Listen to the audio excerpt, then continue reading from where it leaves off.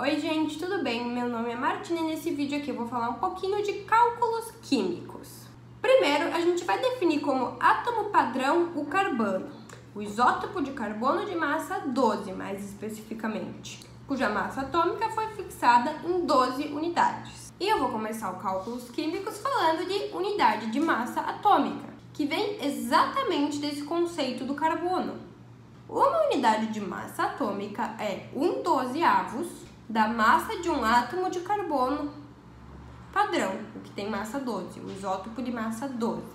Daí a gente vai para a massa atômica de um elemento, que é a massa de um átomo desse elemento, e ela é dada pela unidade de massa atômica. Então ela é tantas vezes o 1/12 da massa do carbono. Basicamente é a massa da tabela, mas a massa da tabela não é exatamente a massa, porque ela é uma média de todos os isótopos que tu tem desse elemento.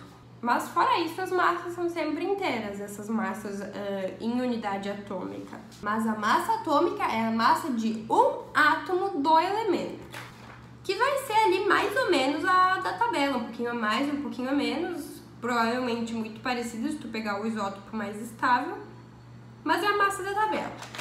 Depois tu tem a massa molecular de uma substância.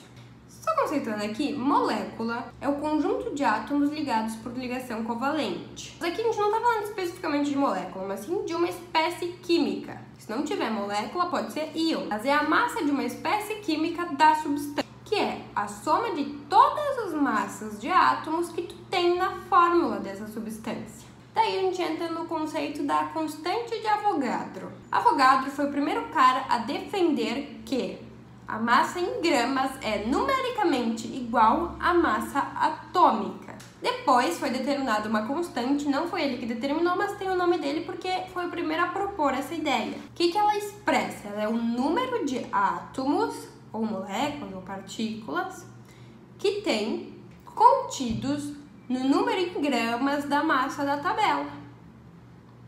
Por exemplo, é o número que tem em 12 gramas de carbono. E esse número é 6,02 vezes 10 na 23.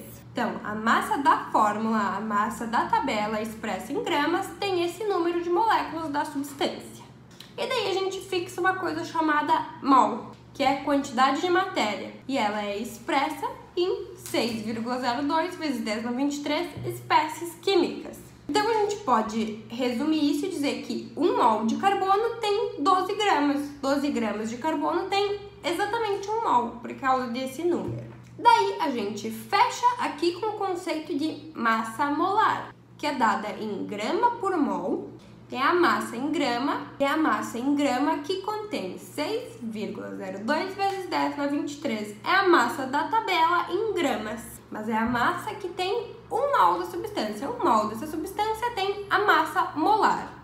Agora, uma molécula da substância tem a massa molecular. O número é o mesmo, mas a unidade não é a mesma.